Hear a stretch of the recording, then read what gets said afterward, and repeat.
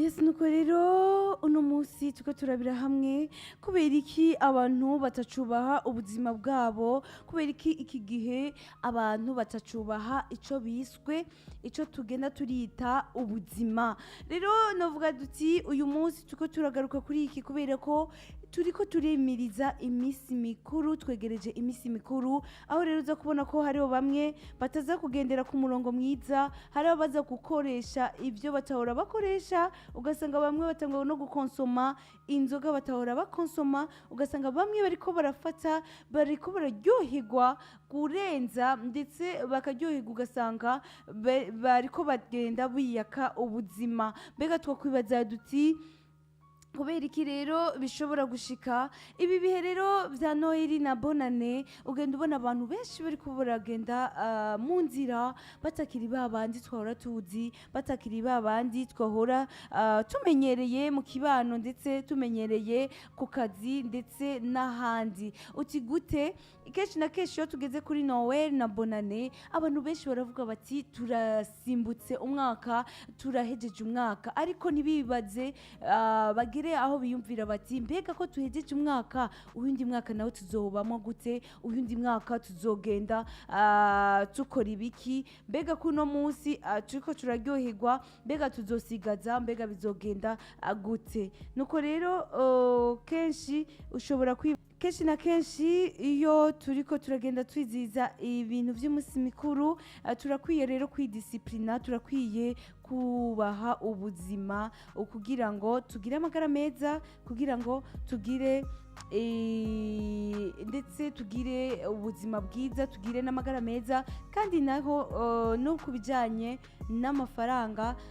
tugire akantu twibitse ko apana gukamara kuri uyo munsi. Nuko rero turakwiye kwidisiplina. Abantu iyo tugeze muri ico kintu cyo kubaha ubuzima, usanga kubaha ubuzima bitugora cyane, usanga kubaha ubuzima bitugora, kuko iyo tutubashe ubuzima bwacu ntitwubaha n'ubuzima bw'abandi. Rero kubaha ubuzima muri rusangi, dukwiye kubaha ubuzima bwacu, tukubaha n'ubuzima bw'abari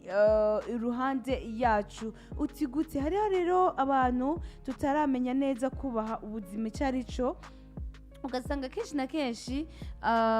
ntituranwa inzoga nyinshi, ugasanga tuko turakoresha kunywa inzoga nyinshi, tuko turakoresha kunywa itabi, ugasanga tuko turakoresha kunywa ibintu bidahwanye n'amagara yacu, tuko turagenda dushira ibintu mu mubiri wacu bitari bikwiye kujana n'umubiri wacu, ndetse bibujijwe ku magara yacu, ndetse vyanditswe koko bibujijwe ku magara yacu. Iyo rero turiko turavuga ku konsoma ibintu cyangwa gukoresha ibintu tufungura cyangwa twihereza mu kunywa mu binyobwa, kenshi na kenshi turakunda kubona iyo turiko turagenda tunywa inzoga, ndetse tugasanga tuko turanwa itabi. Nagenda babwire nti kunywa itabi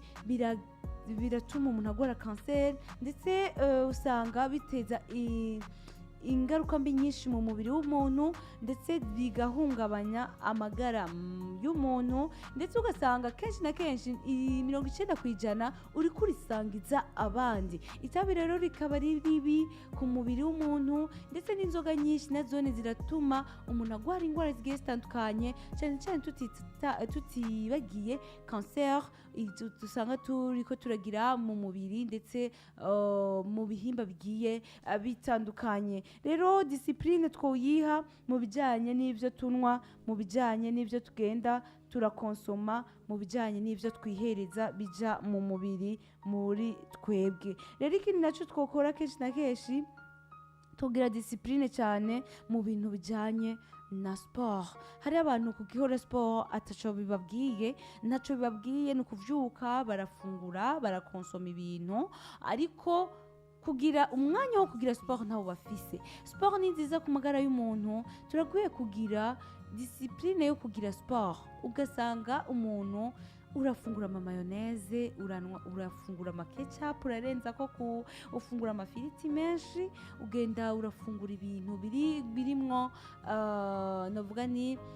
birimwo donc isukari nyinshi,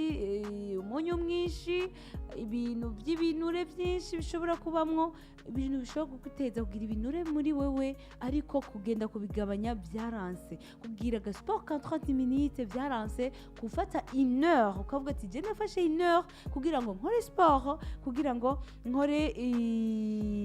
novuga ati imyimenyerezo, kugira ngo ngabanye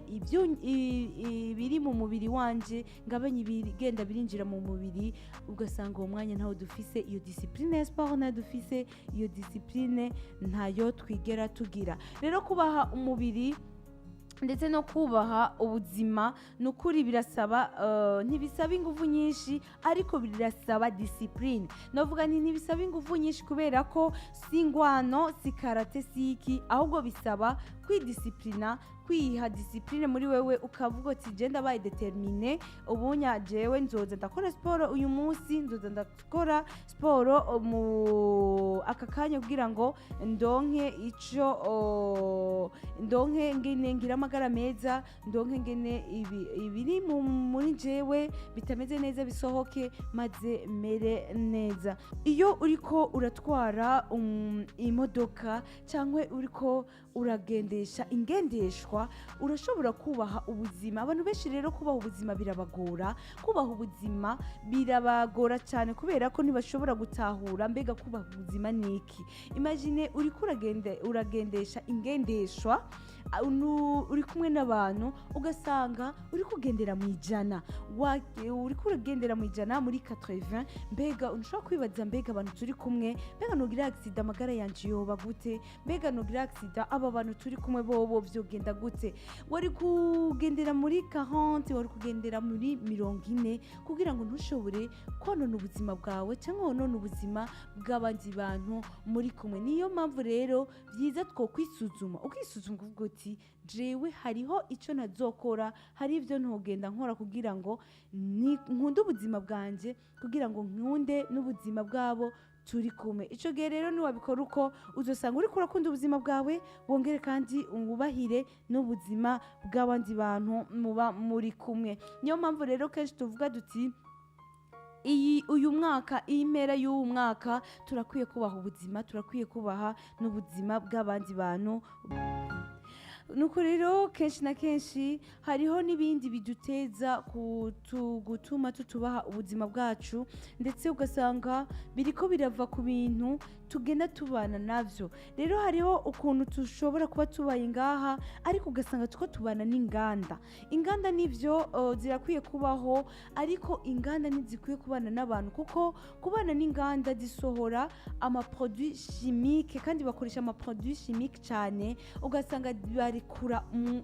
umwotsi rero ni mubi ku bantu. Navuga nti niyo turiko turagenda duturira ibintu, impuzu muhira tuko tukora isuku, ugasanga tuko turaturira ubucafu bwiye butandukanye, ujya mwotsi uri kuraduga by'ukuri, uri kurawuraba, si mwiza ku muntu, si mwiza ku magara yacu. Ariko uyu munsi turahindukira tugasanga tuko turabana n'uruganda runaka, turahindukira tugasanga turiko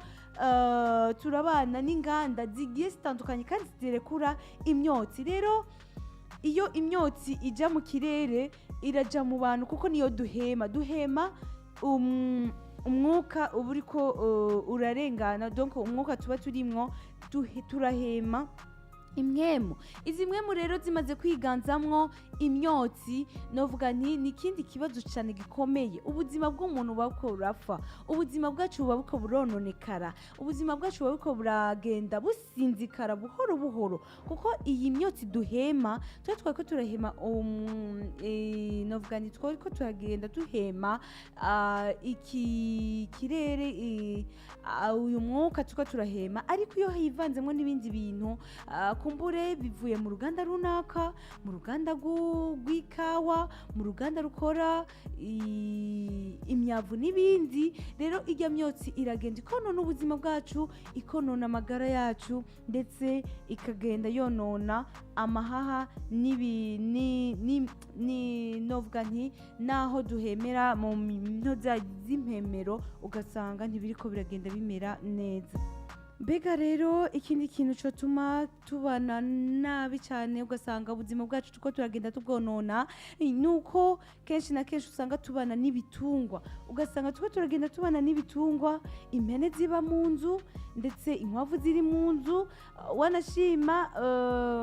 ibi ndetse n'inkoko ziri mu nzu ugasanga abantu tuko tugenda tubana n'ibitungwa ibitungwa navyo birafise ingwara zabyo birafise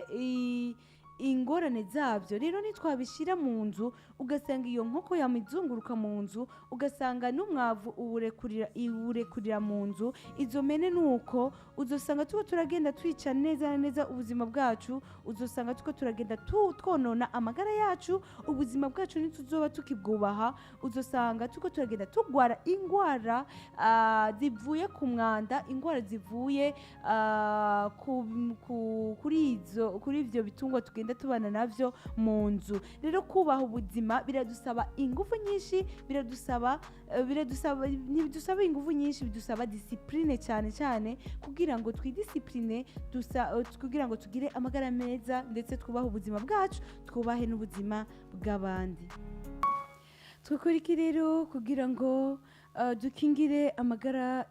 yacu ndetse dukunde ubuzima twokora iki kintu cya mbere twokora dukingire twokora icyo gukingira amagara yacu ndetse tugakingira n'amagara y'abandi ndetse gukingira amagara yacu ndetse no gukingira amagara y'abandi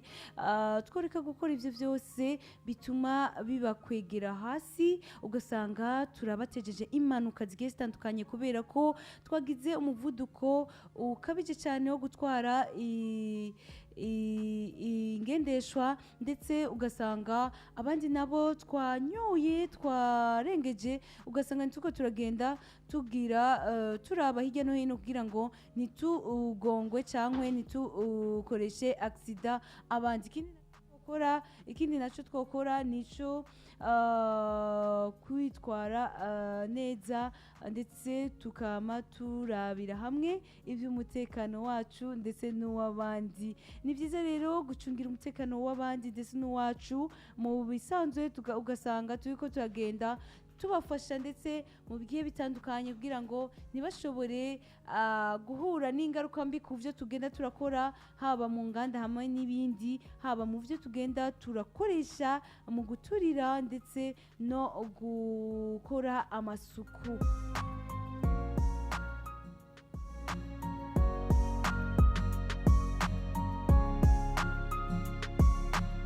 ni byiza rero ko tugenda turakinga cyane umubyibuho ukabije cyane mu bijyanye no gufungura tukagira discipline mu byo twihereza mu byo kandi dufungura kugira ngo tubashe kugira amagara meza ndetse tukubaha n'ubuzima nuko rero kubaha ubuzima turakwiye kubikorera ko ndetse bikaba icivugo c'uno mwaka uri kurarangira kugira ngo cyane cyane dutangurane amagara meza ndetse amagara akomeye ndetse tutangurane kugira umunezero ndetse utagabanije nuko rero tugire gufatana mu nda mu kubaka ubuzima ndetse no mu kubwubaha bizoba bikenewe cyane bizoba kandi ari byiza kuri twebwe kuri nje